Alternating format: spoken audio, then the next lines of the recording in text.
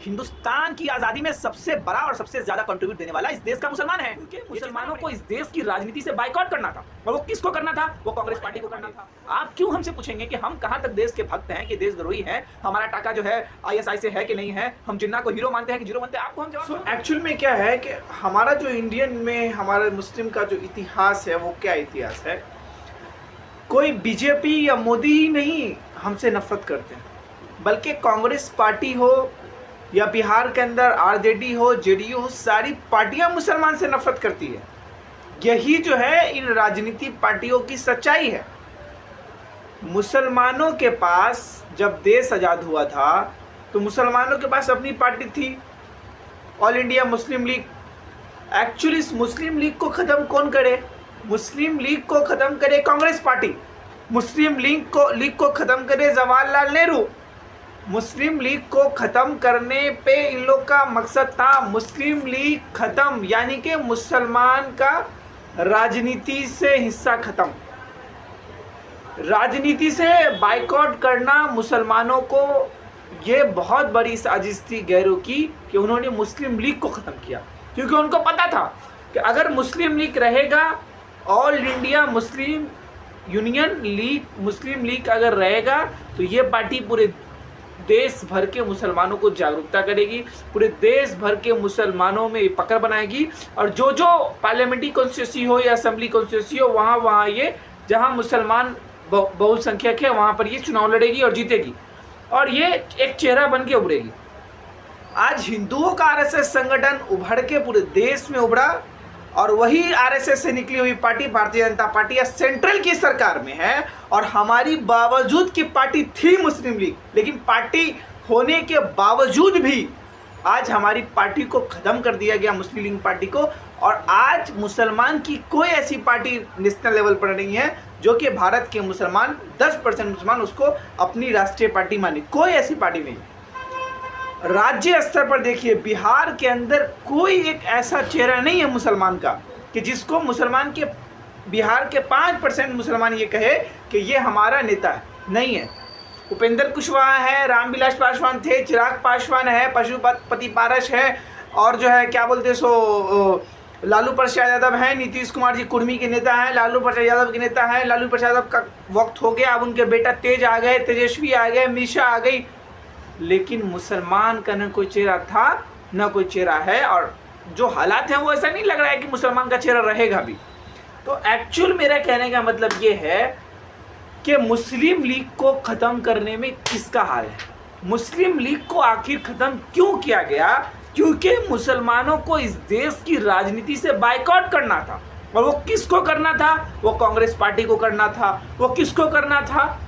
जब तो भाजपा नहीं थी ना, कि उस टाइम में जो मौलाना अशरफ अली कतनुई बोल के एक मौलाना थे, जो मुस्लिम लीग के आज़ादी के टाइम के बहुत बड़े औलमा थे, उन्होंने एक बात कही थी।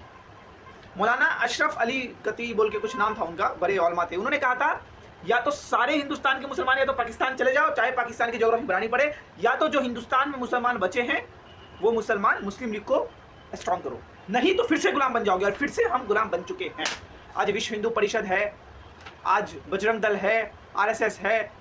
भाई एक चीज़ समझ में नहीं आती है मुझे, बड़ा क्लियर कॉन्सेप्ट सीपी, मुझे क्लियर कॉन्सेप्ट ये समझ में नहीं आता है कि जो लोग आइडेंटिफाई करते हैं या जो लोग हमें मुल्ला टोपी देख करके हमसे सौतेला व्यवहार करते हैं या जो हमसे ये क्वेश्चन पूछते हैं, उनको क्या हक है?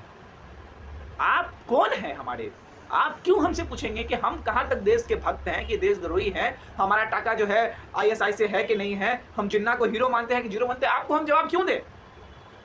आपका जो है हमने ठिका ले रखा है क्या, या हम पर कोई शक करे? इसमें कोई लॉजिक है?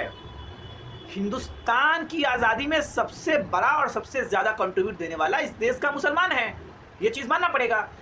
गांधी जी से पहले भी हमारे उलमाओं ने लड़ाई लड़ी थी, बाद में फिर जो है सेकुलरिज्म बना और एक साथ लड़ाई लड़ी। पहले स्टार्टिंग जो हुई है हिंदुस्तान को आज़ादी दिलाने के लिए जो लड़ाई लड़ी गई है, वो लड़ाई पहले उलमाओं ने लड़ी है, पहले मुसलमानों ने लड़ी है।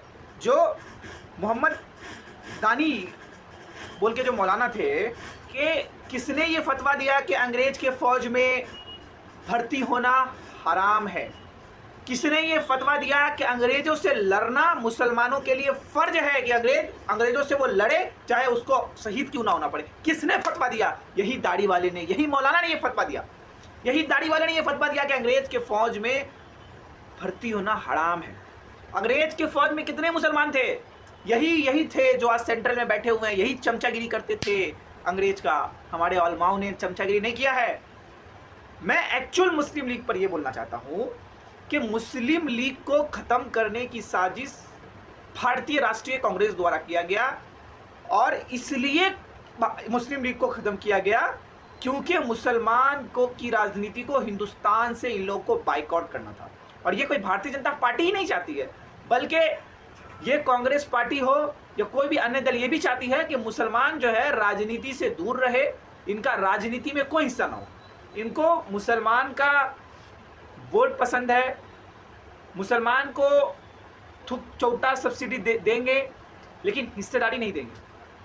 ये एक्चुअल जो है मुस्लिम पॉलिटिक्स को ख़त्म करने की साजिश, जो आज़ाद जब से देश हुआ जब से ये कहीं ना कहीं ये चीज़ को सोच रहे हैं। और दूसरी चीज़ मैं ये बोल रहा हूँ कि आज कहीं ना कहीं हम लोग भी सुन सुन के सबको लगता है कि हाँ यार, इस देश में जो है हम गलत हैं या हमारा हक कम है, दूसरों का हक ज़्यादा है।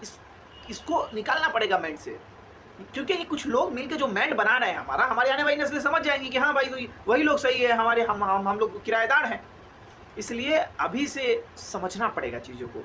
हिस्ट्री को तो पढ़ना ही पड़ेगा भैया। हिस्ट्री नहीं पढ़िएगा तो पता कैसे चलेगा कि ब्रिटिश का पैर कौन चाटते थे, अब ब्रिटिश के साथ लड़ते कौन थे। ये तो समझना पड़ेगा ना, ये तो लॉजिक है, ये तो समझना पड़ेगा मेरे दोस्त।